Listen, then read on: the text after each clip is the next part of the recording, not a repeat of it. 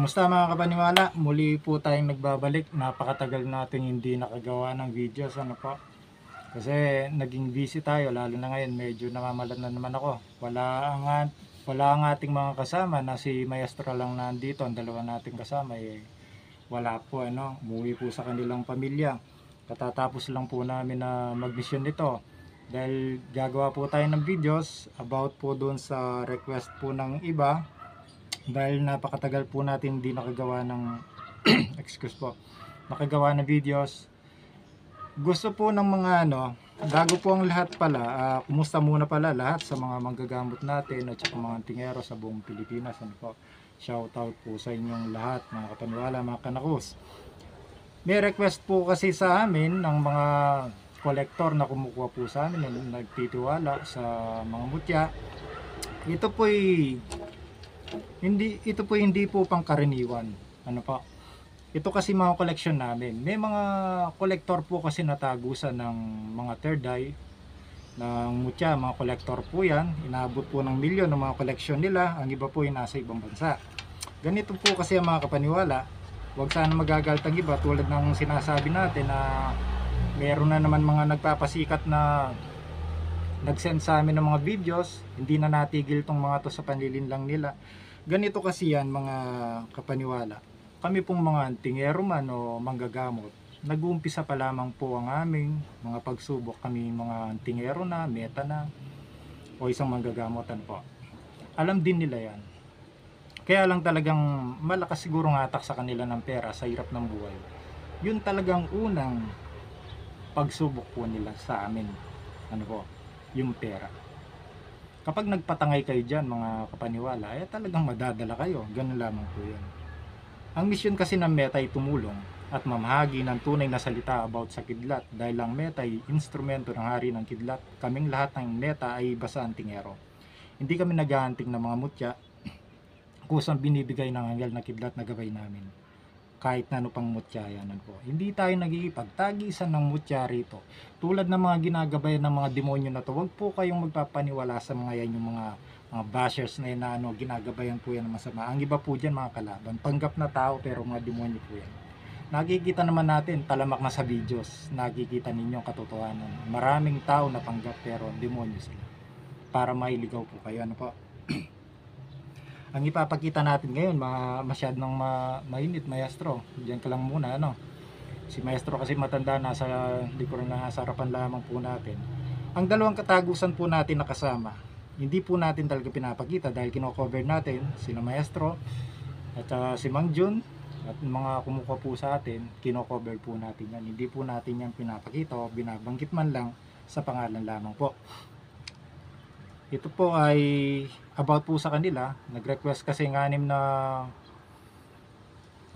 kolektor sa amin na mga mutya na kumukuha, nagtitiwala po sa amin na kakaibang mutya. Ito po ay pinamamahagi namin. Nasa inyo na rin po kung kaya ninyo. Pero ang mga mutya po, huwag kayong magpapaniwala dun sa binibigay lang namin ng mga mutya na to sa amin pinagpupulot. Kayo magniniwala po sa ganun. Ano po? Pwedeng ibigay sa kakilala o malapit sa kanya, kamag-anak, kapatid o kaibigan. Pero depende po kung siya'y tagusan, kung siya'y may nakakausap na gabay na tulad namin. Ang hirap po. Inuulit-ulit ko po sa videos ko para yung mga iba kasi kapag nanood sa una, ayaw na manood sa pinakahuli. Kaya po inuulit-ulit natin yan. Mga kapaniwala, mga kanakus, ano po? Maraming nagagalit. Sila po yung mga ginagabayan na mga nakakalungkot man to, ginagabayan ng mga demonyo, gabay po nila yung demonyo. Yung iba panggap na tao pero mga demonyo po. Sila po yung naninira dahil ayaw nilang ang tao maamulat sa liwanag. Bibigyan po tayo niyan ng mga pagsubok about sa pera. Ganun po yun. Kaya marami nakakalungkot man. Hindi po kasi tayo nagbabanggit ng pangalan sa mga naliligaw. May mga tingero na naman na naligaw po. Nakita ko na rin tong tingero na to Di po tayo naninira rito. Ako bilib ako dati dito dahil yung mga mutya niya talaga totoo po. Dahil nga po ito'y nakakakita rin ng mutya. Sabihin na natin na hindi man siya, inamin ko po hindi po yan tagusan. Ano po. Iba po kasi ang tagusan ng third eye sa may third eye lang. Iba po mission yan. May third eye na nakakita ng mutya. maganda to mutya, yung parang kikilabutan siya, pero hindi po niya tiyak kung ito yung mutya. Ang kagandahan lamang doon, mas lamang po na makakuha kayo ng tunay na mutya sa kanila dahil sila po'y may third eye. Kesa naman doon sa nagpapanggap, hindi po lahat ng tulad namin pagpapakilala, halimbawa sa ibang lugar po, probinsya, iginagalang po natin dyan ng mga antingero na talagang sila pinapakita nila bilang isang antingero, iba-iba pong suot nila. Merong antingero naman na walang suot. Ano po? Ang mahirap dito sa mga namimeki na to, pupulot na maraming bato, gagawa ng mga sinturon, mga bako, mga kwintas man dyan, o ano ba dyan, mga lana na hindi naman nila talaga alam kung anong pinaggagawa nila. Gagaya-gaya, pupulot na maraming bato para may pakita na sila yung tingero. Galit ang mga yan, dahil nga po, ang tunay na antingero, manggagamot man, o metang na tulad namin, nagkakaintindihan po. Hindi po sila magkokomento about sa tunay. Ang mga galit lamang po dito, yung yung nayakap na po ng kadiliman, na punta na doon sa dilim, dati siyang antingero, manggagamot, o ano man. Yun po, sila po, kasi yung gumagabay po sa kanila ay iba na. Lalong-lalo na yung mga namemeki na yung galit na galit po. Lalo na yung mga nagsasabi na marami na raw kaming natatapakan mga meta. Wala kaming mga tinatapakan, mga kulokoy.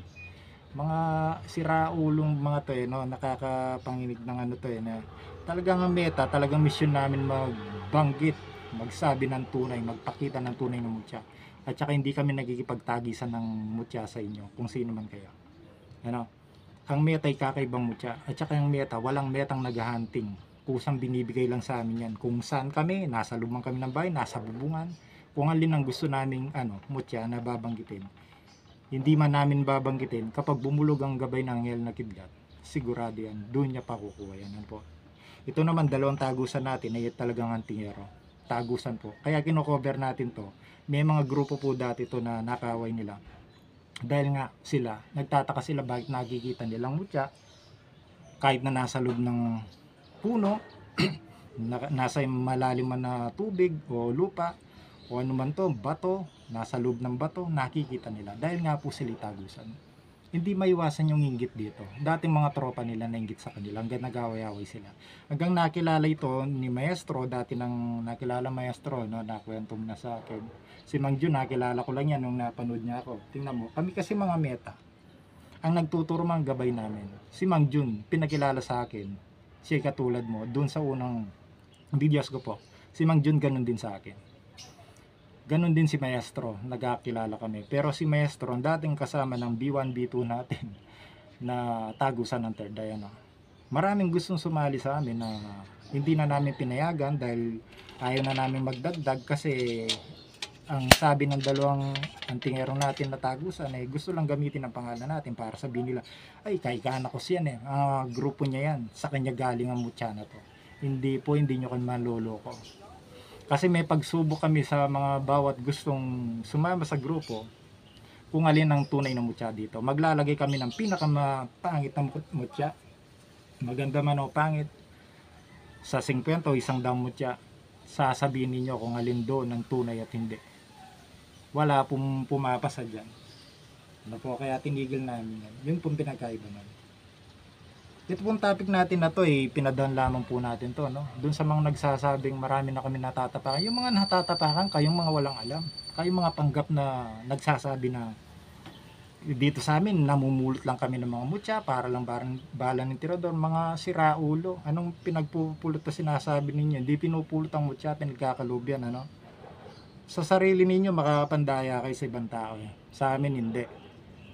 O, umarap kayo sa salamin at saka sabihin niyo sa sarili ninyo na ako ba'y nakakita ng mutya, may gabay ba ako nakakausap. Alam niyo yan. Pero alam niyo mga kapaniwala mga kanakos, hindi na po mayang mga yan dahil nga mga gabay niya mga demonyo. Hindi na po yan. Dahil kapag ginabayan ka ng demonyo, sasabihin nito, ito yung ipakita mo, ito yung kapanipaniwala at ito ang tunay. Dahil sa mutya man, kidlat man o mutya na may pangalan o walang pangalan, meron pong ginawa mga demonyo, mga diablo na yan na mas maganda pa sa kanila, kahawig pero hindi katulad, para malitong tao. Kaya huwag kayong mamumulot, napakadelikado. Dahil ang tunay na pinagkakaluban ng mutya, yung tulad namin at saka ng iba, yung mga pinagkaluban po, enough na po yun. Huwag tayong gagaya. Kahit anong gawin ninyo, batong diablo kusang nagpapapulot sa normal na tao. Huwag kayo. Ngayon, kung matigas ang ulo ninyo, pipilit kayo, huwag nyo kami sisihin.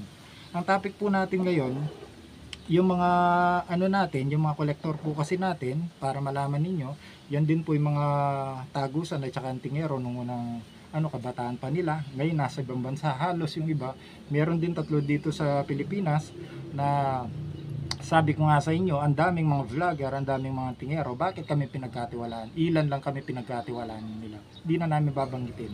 Halos tatlo lang kami sa buong mga tingero, mga meta. Sa ibang bansa din, isa ako sa napili nila. Ako lang ang kinuha nila. Sinabi nila, kami lang meta talagang pinili nila. Dahil alam nila na tunay. Dahil nga tagusan niya mga yan, hindi namin maloloko. Ang trabaho po nila kasi mga kapaniwala, mga kanakos, kukuha po ng mutya sa amin, talagang sa ibang bansa po, maniwala kahit sa hindi, maliit man na kidlat o malaki. Pinakamababa na po sa pera natin bigay doon is 50k. Ngayon sa mga nagsasabing mahal, gano'n na wala po talagang murang mutya. Sa tutusin lang. Kung kayo'y makakita ng tunay na mutya at alam niyo na ito'y tunay, sa palagay nyo kaya bibigay nyo lang ng mga 5k yan, 10k, hindi nyo bibigay yan, wag tayong magluloko. Hindi nyo bibigay. Kaya kayo namimigay ng mga ganito dahil nga kayong mga manluloko. Alam din kasi ninyo mga taong normal, walang malalaman sa mutya, tunay man ito o hindi. Lalo na wag kayong magpapaniwala. Mga kapaniwala, mga kanakus, sinabi nga ni Maestro, sinabi na rin niya ni Mang Jun, talagang gabay namin, wag kayong walang galing sa liwanag na bibigay sa atin ng Diyos Ama bilang magpapasiklab na magpapabaril, magpapataga. Walang ganun, pansamantala lamang po. Wag kayong palilin lang.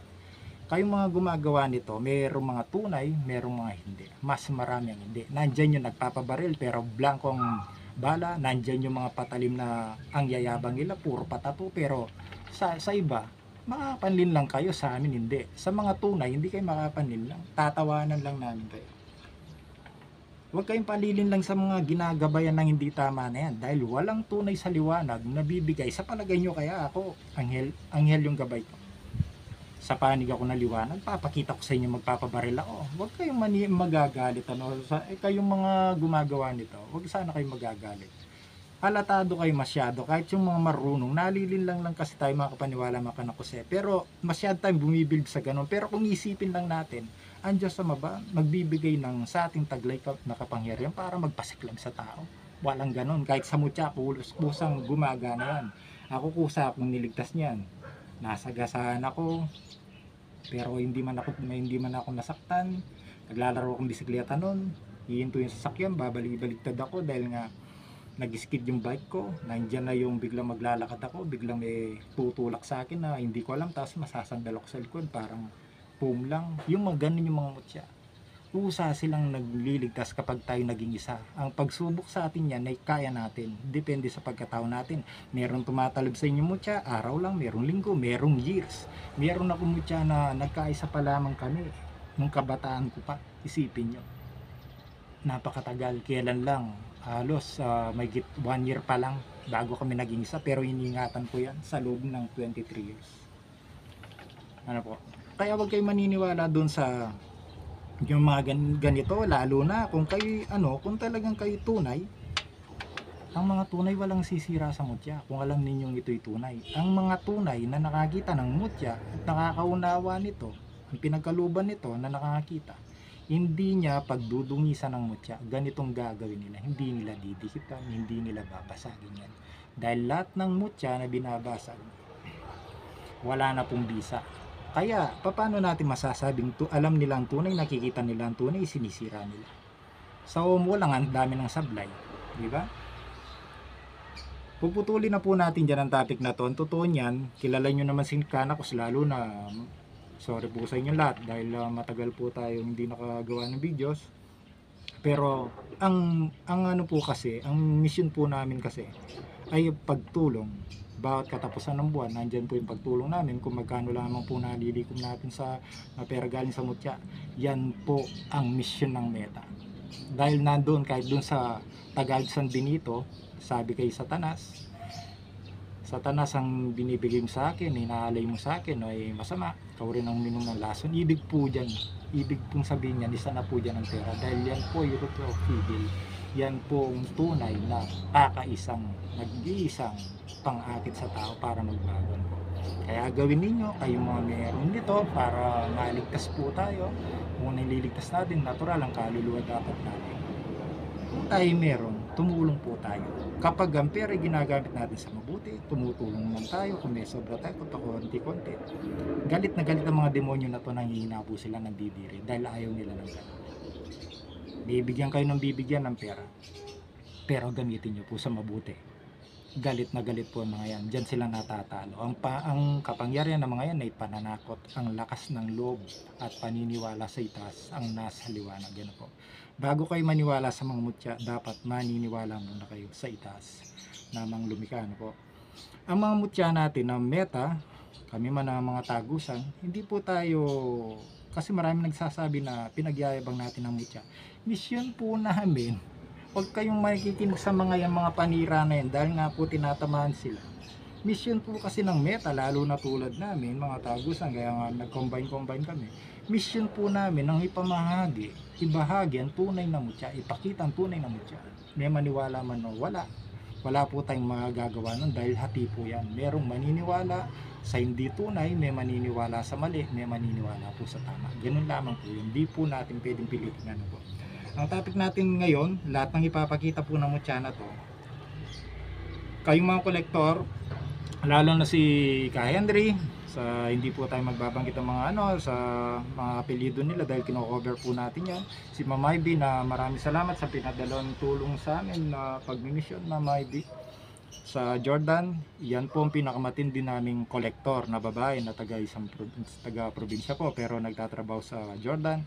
Maestro, na nag-uusap tayo, nakita mo naman yung yung kwarto ni Ma'am Ivy. Gumastos pa lang, salamin pa lang, di ba? Oo. Salamin pa lang.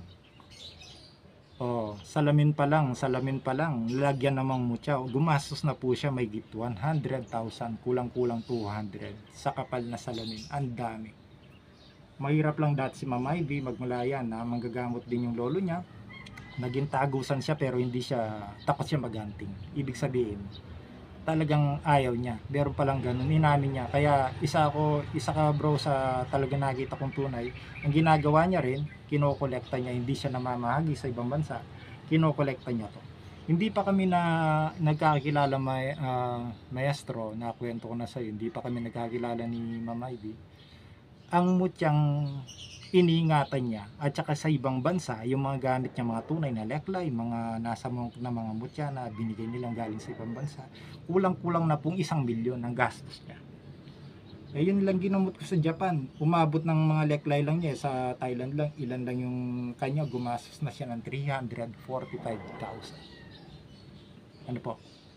Ngayon, nagtatanong si Sir Henry, Bro Henry, nasa ibang bansa rin siya ngayon. Shoutout sa iyo, Bro Henry, at saka sa mga kolektor natin, kaya sa inyong lahat, ito na yung request ninyo, lalo na sa kolektor ng banga na gwapo kahit may edad na.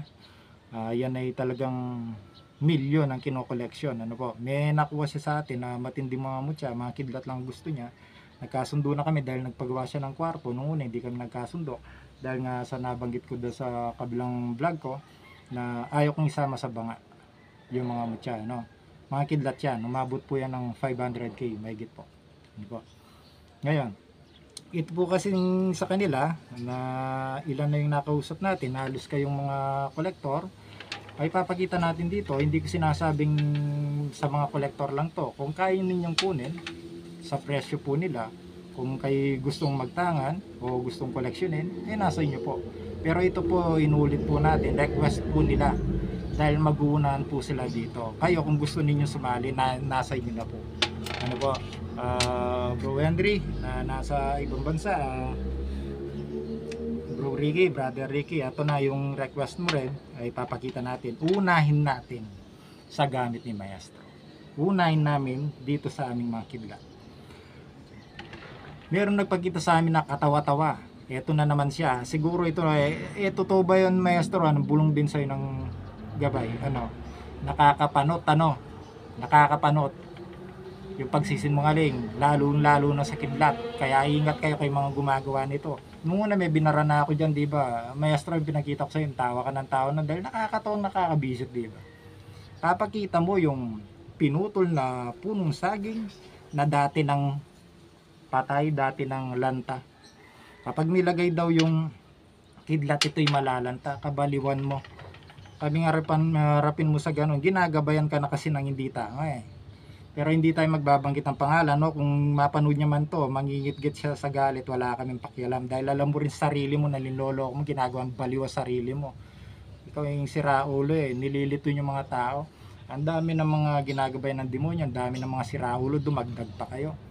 O tapos lalagay niya yung hindi tunay na kidlat daw sa isang pinutol na saging, tutubo raw. Natural tutubuin, bakit hindi ninyo subukan? Putulin na saging, may usbong pa rin yan. Diba? Ngayon, meron na naman nagpakita sa akin, nakatawa-tawa na sabi nga ni maestro, yung mga nagpapakita ng kidlat, totoo yung maestro na ano, subok mo na kasi mas nauna ka sa amin at saka mga nakilala mong meta, talagang nakakapanot. Baka nga panot na to eh, sa pagsinungaling niya sa mga kidlat, kasi kami mga meta, instrumento kami ng hari ng kidlat, di sa po namin ay kidlat, hindi kami papayag na binabastos ninyong gano'n ng kidlat at saka nililigaw ninyo mga tao sa salita at patungkol sa tunay na kidlat. Wala pong kidlat na tumatama sa puno o sa paaman niya, kung sino man loko-loko na yan. Walang tumatama ng pangil ng kidlat o bahagi ng kidlat sa puno na square. Ano po? Halos siya medyo patusok, may medyo patusok, at saka walang sobrang kinis.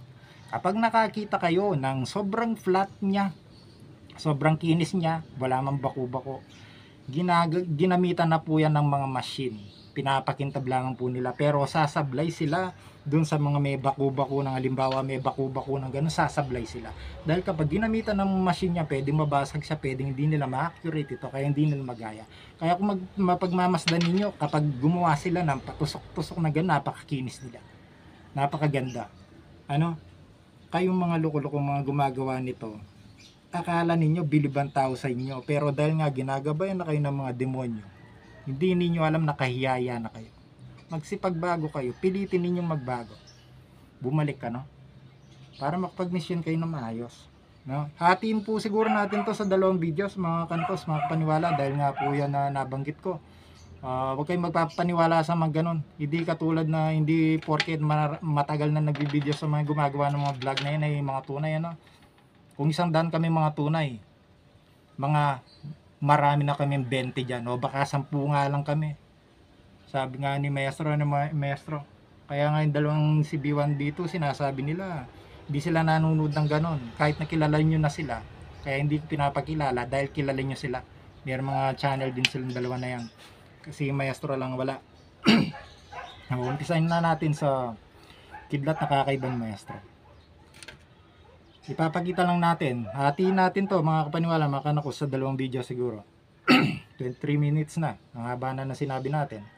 Napakaganda niya. Nung cook pa si maestro sa ibang bansa, ito bro Henry, makikita mo dito, hindi po basag yan.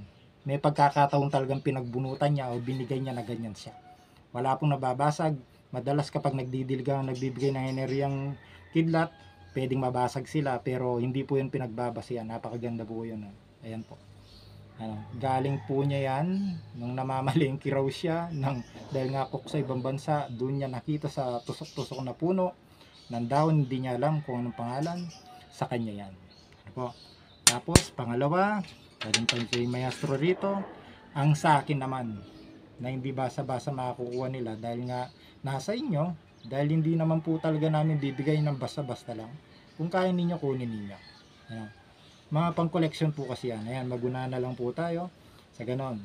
Ngayon, dun sa sinasabi nilang mga kidlat makikinis, mga baliw, nililito ninyo mga tao eh. Wala sa kinis po yan. Ayan, makikinis yan, di ba?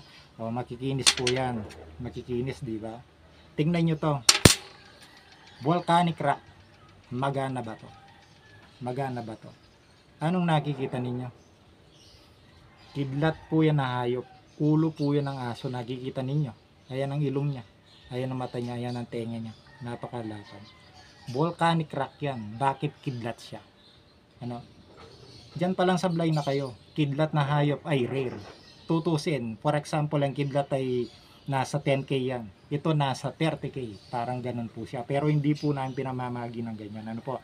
Dahil sa mga kolektor to, magtatanong na lang kayo kung sinong gustong kumolekta. Papakita ko sa inyo, at saka wala sa magnet ang kidlat, pero papakita ko sa inyo na magnetic itong volcanic rock na to, na magang bato.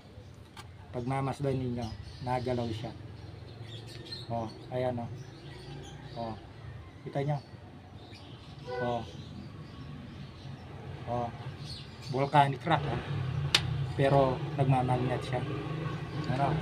Ngayon, papakita naman natin ang kidlat na kakaiba ni Maestro. Puro kidlat muna papakita natin kasi ako yung gusto ko may mga cross kasi mga madalang yan. Ang sa akin muna. Hindi po natin to nilangisan para makita ninyo, no? 25 minutes na. Wala man kayong third eye, o may lalo na sa mga may third eye na tagusan, nakikita po ito. Ano po? Explain ko sa inyo. Hindi po yung pagkaraniwan. Pero ang ganda niya po. Hindi pa nalangisan yan. Alam nyo kung anong kakaiba rito. Kayong mga hindi tagusan o kayong mga ano, papakita ko sa inyo. Ito pong mahaba na to ay pakpak po niya. Pakpak po yan, medyo madilim na po. Pakpak po yung mahaba na yan. Tapos ang puti na to, ang ulo niya, nakapaling po siya. Parang nakaganyan siya. Nakaside pong gano'n ng anghel nandito, litaw na litaw. Yung una pinalitaw ko, yung dito hindi, nandito na po talaga siya. Kaya kami mga meta, kakaiba po talaga mga kidlat, natural lamang yun dahil kami meta, no po. Mga rare po yan. Tapos papakita ko sa inyo, ito yung square na kidlat, yung pinakita na tumama raw sa puno. Nakabaliwan itong nagsasabing ito, baka nga panot na yan Maestro, na nasabi mo nga. Ano, nakakapanot talaga yan, kaya wag itigil na ninyo yung pagsisinungaling patungkol sa kidlat dahil mainit yan sa bawat magsisinungaling, sumbalik ka sa inyo. Ayan, hindi po nila magagaya yan. Ganyan po yung original na hindi ginalaw ng machine. Ano po, hindi masyadong makinis na makinis. Alam nyo kung bakit rare to? Kung akin lang to Maestro, sasabihin ko sa inyo kahit 100k di siya bibigay. Pero ipagkakalob ni Maestro po. Dahil nga mga kolektor ito, sinabi nila yung pinaka-rare, walang problema. Dahil nga mga kolektor sila, game po sila dyan. Ano po? Yung mga kolektor namin na nagtitiwala po sa amin. Kala nyo ba kung ano lang yan? Ayan po. Sign po siya ng lakas, kapit bisig at paniniwala. Nakaganyan po siya, ayan siya. Kamaho siya.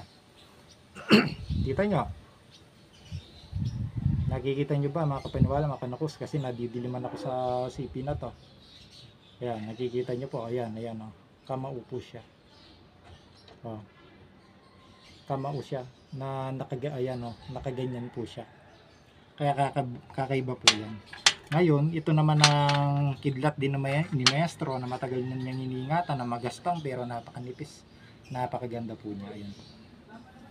Ilang years na to Maestro na banggit mo sa akin?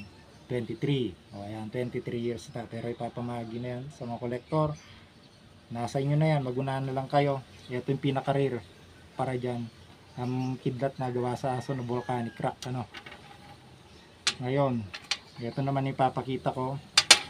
Ang hindi pa nakukuha, na hindi nyo napapansin, akala nila, ito yung rare ko na tumama sa puno ng talisay.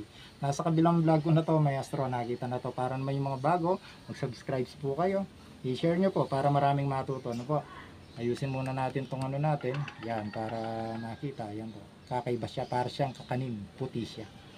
Yan, puti siya. Ngayon, ipapakita ko sa inyo na akala nyo, ayan, napakasimple, di ba? Kidlat po yan. Tutusin, ito po talagang rare sa kanilang lahat kumpara sa akin. Kahit si Maestro sinabi na, tsaka si B1, B2 Maestro, ano, pinaka-rare to. Alam nyo po kung bakit. Ano yung nakikita ninyo na puti? Akala nyo basa lang po siya puti. Kaya paano ba to? Isa-center Maestro. Kung makikita ninyo yung puti na yan, di ba tatlong guhit? Naka-crown po kayo. Crowning na po yan. Yung crown po na tinatawag, tatlong persona po yan. Ayan po. Para po silang nakatayo. Kung mapapagmasdan po ninyo, hindi na namin sana babanggitin ang patungkol sa crown na yan dahil baka gamitin nila sa panluloko. Ang totoo po niyan, ang tunay na sinabi ng gabay na kidlat, ang pag-iingat ng kidlat dapat balanse kahit 3 crowns lang. Ibig sabihin ng 3 crowns, kidlat sa itaas, kahit na mutya na dalawa lamang na hindi pinangalanan, kahit may pangalan sa ibaba dahil nakatapak ang mag-ingat nito sa lupa para balanse po. Pagsasamahin po natin ng langit at lupa. Ganun po. Tapos kayo nasa gitna para kayo naka-crown. 4 crowns man o 3 crowns, okay na po yan. Kaya yun namin banggitin niya. Baka gamitin naman nila sa kalokohan po kasi nila yan po. Ngayon nabanggit ko na. Po, tapos ito yung mga rear namin na magandang kidlat na iniingatan ko. Ito po. Napakasimple lang niya. Akala nyo po simple, no? Pero napakaganda po niya. Ayun po. Napakaganda po niya. Rare po yan kasi bira po magpakitang kidlat na may cross. May cross po siya. Ano po? Ito po ang kabila niya. May cross pa rin po siya. Tapos dito yung kay Maestro man, ipapakita kong kay Maestro, napakasimple lang. Akala nyo simple lang. Hindi po.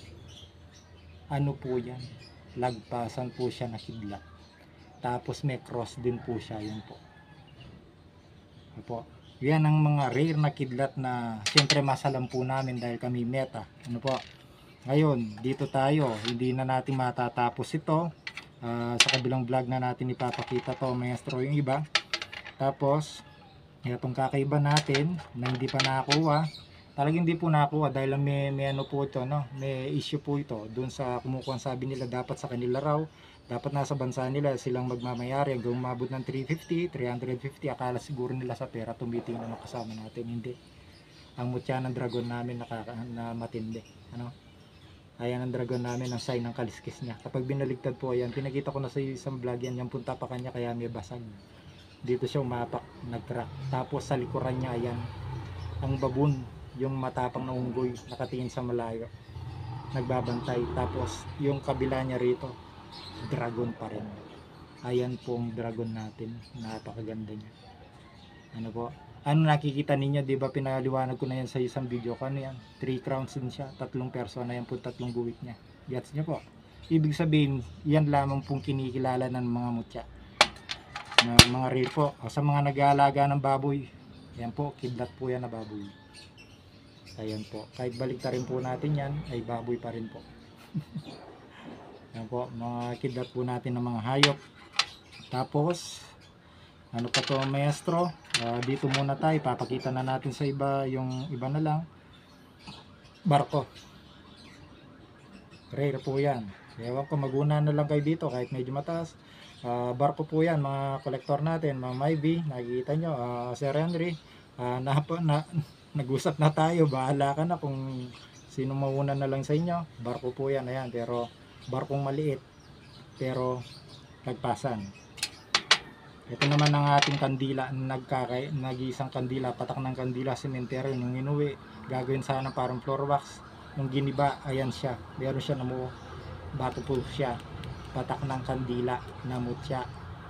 Sa buong pagkatao ko, ito lang ang mag-isa, na kidlat, ay na mutya sa kandila, ano, ayan, ano pa to, ang kwento nito, nung kumakain kami ng mangga, na tinuro ng ni B1 B2 na yung alam nyo po ba yung manggang nakatusok na nilalagyan ng bagong sa Pampanga sa amin, uso yan. Ayan, pinapili, sabi niya, yan ang gusto ko, huwag mong bibiyakin. Binili niya ng buo. Dahil nga tago sa'yo, nakita niya, ayan. Dahil nga mura mga buto nun. Pagbasag ng buto sa akin mismo, natawa si Maestro ng Maestro dito. Hindi natin makakalimutan, manggang binili niya 20 pesos pero alagang ano lang to, 10 piso. Ayan. Nung binaklas po yan, ayan sa loob ng buto, ayan po yan, yan pa yung pinagbaklasan niya, nakikita niya. Ayan, mutya po siya ng mangga, mga rare po yan. Tapos ito, papamagi ko ng rare ko na lagpasan, na camouflage. Tapos, ang pinakamahal sa lahat na to, na siguro, nalito na ako dahil sobrang gaganda. Mga kapaniwala, mga kanakos, papakita lang namin sa inyo. Hindi ko sinasabing collector lang dahil lang sa mga collector na kumukuha po sa amin dahil pinakita namin to, hindi po. Kasama kayo sa kukuha nito, kung kaya nyo po, wala pong problema, ano po, hindi magpagunahan po kayo.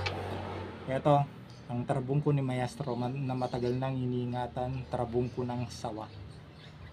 Ang saway, yung pinakadulo ng buntot ay matigas. Bago dulo ng buntot, dito po yung nakakuha. Ayan po. Malaking sawa, malaki rin po ang halaga. Malaking halaga. Kung ako lang, hindi ko na, kung may ano lang ako, kaya lang sabi ni Maestro, bawal. Kasi sa amin nga, mga meta po, kapag bawal, ingatan, papamagi po yan. Ano po? Hatiin po natin ito para may maipakita tayo sa susunod na videos natin. Hanggang dito na lamang po. Tuloy-tuloy na to. Hintayin nyo po mga paniwala, mga kanakus. Maraming salamat. God bless po. Kasunod na nito, hintayin nyo na. Papakita natin ang iba.